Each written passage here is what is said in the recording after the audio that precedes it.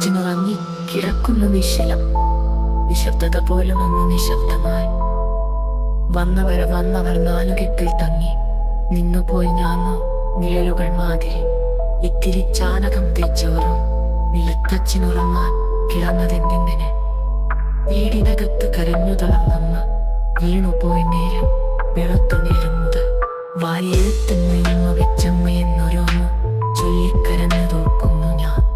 നൊമ്പരം കൊണ്ടും വിതുമ്പി ഞാൻ എൻ കളിപ്പമ്പരം കാണാതിരുന്നതു കാരണം. വന്നവരെന്നെ നോക്കിക്കൊണ്ടു വിടുവീർപ്പിടുന്നതെങ്ങനെ.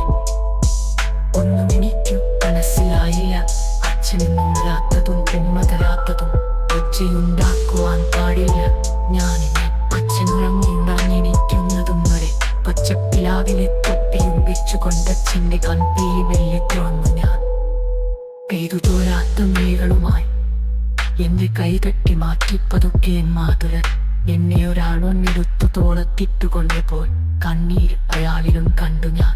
എന്തുകൊണ്ടാണ് അച്ഛനെന്നുണരാത്തതെന്ന് എന്നെ എടുത്താളോട് ചോദിച്ചു ഞാൻ. കുഞ്ഞിന്റെ അച്ഛൻ മരിച്ചുപോയെന്നയാൾ നിന്റെതും പിന്നെ പറഞ്ഞു മറുപടി. ഏതാണ്ട് അപകടമാണെന്ന് അച്ഛനെന്നോർത്ത് വേദനപ്പെട്ട ഞാനെന്നു ശ്വാസിച്ചു പോയി. ആലപ്പുഴയ്ക്കു പോയെന്നു കേൾക്കുന്നത് പോലൊരു തോന്നലാണുണ്ടായതപ്പോഴും.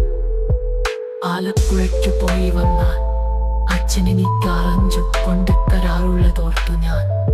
അച്ഛൻ മരിച്ചതേയുള്ളൂ, മരിച്ചതത്ര കുഴപ്പമാണെന്നറിഞ്ഞില്ല ഞാൻ.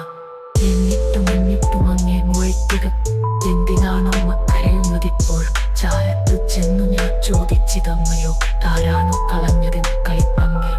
കെട്ടിപ്പിടിച്ചമ്മ പൊട്ടിക്കരഞ്ഞു പോയി. കുട്ടനെ ഇട്ടേച്ചു പോയതെന്തിങ്ങനെ.